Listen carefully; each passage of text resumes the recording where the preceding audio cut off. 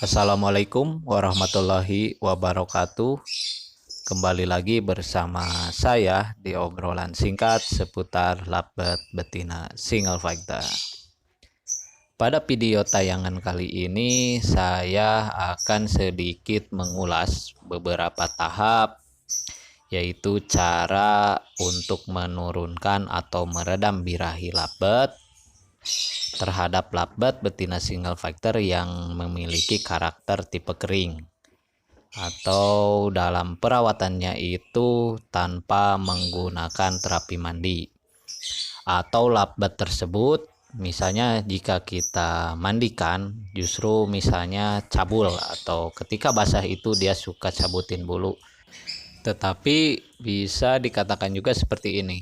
Jadi kita misalnya ketika labet itu dimandikan, setelah kita pantau tetapi labet itu malah naik birahinya.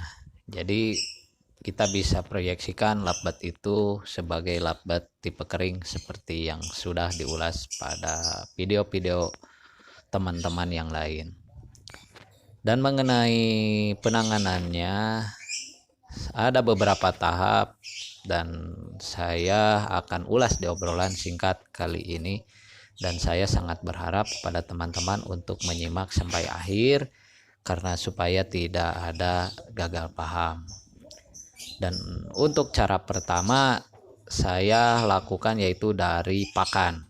Jadi kita pakan menggunakan millet polos, terutama millet kiloan. Jadi millet polos kiloan gitu yang sudah dicuci bersih, lalu kita jemur sampai kering dan kita kasih ke labet. Tapi ada tambahannya, yaitu dengan ditambahkan guntingan-guntingan daun kemangi seperti ini. Jadi kita gunting daun kemangi sampai kecil-kecil, lalu kita taburin di atas pakan millet tersebut.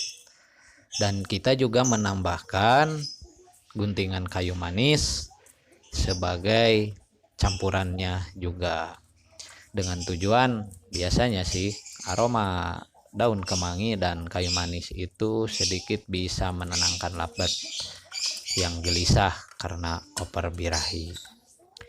Dan kita juga bisa mengolah atau memberikan air minum yang sudah saya bahas di video sebelumnya, yaitu yang saya bahas mengenai cara menetralkan labet dari efek doping.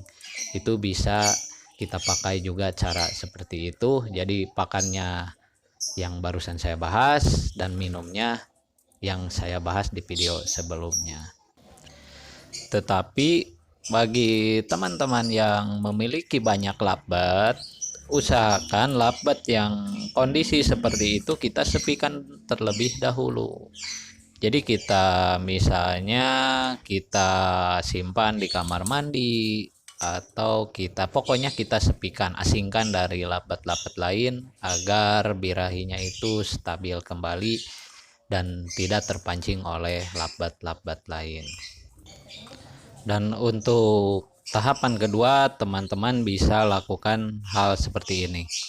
Jadi labet itu ketika misalnya jam malam gitu kan, dari jam 7 sampai jam 9 malam kita angin-anginkan labet tersebut di teras rumah.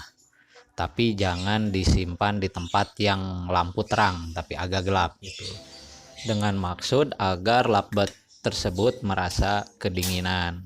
Jadi kita tidak boleh memandikan labet tersebut, karena kalau misalnya kita mandikan justru akan naik birahinya kalau tipe labet seperti itu.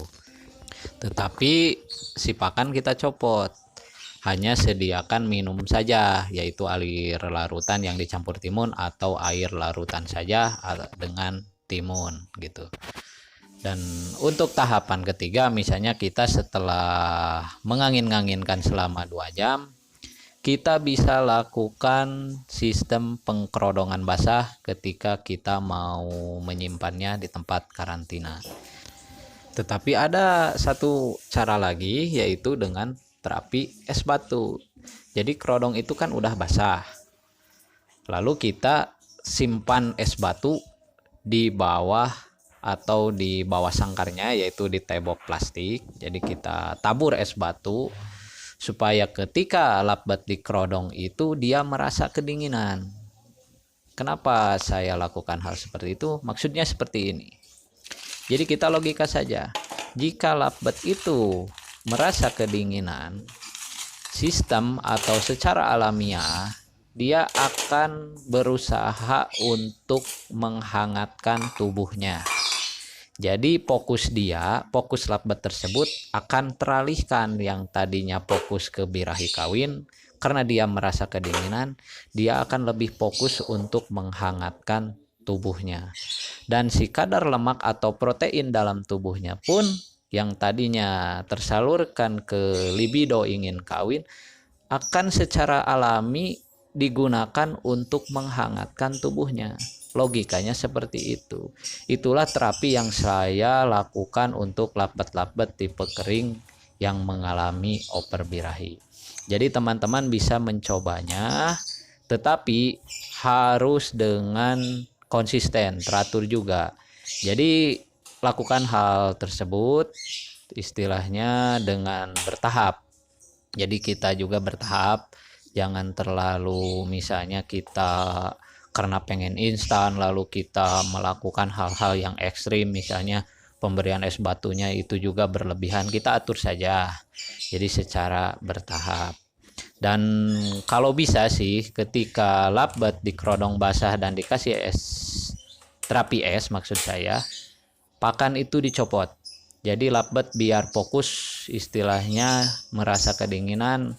Dan kan biasanya kalau pada posisi dingin itu kita saja suka lapar terus dan ingin makan. Tetapi untuk sementara selama misalnya dari jam 9 malam sampai waktu pengembunan, lakbat tidak dikasih pakan. Jadi pas diembun pun lakbat belum kita kasih pakan.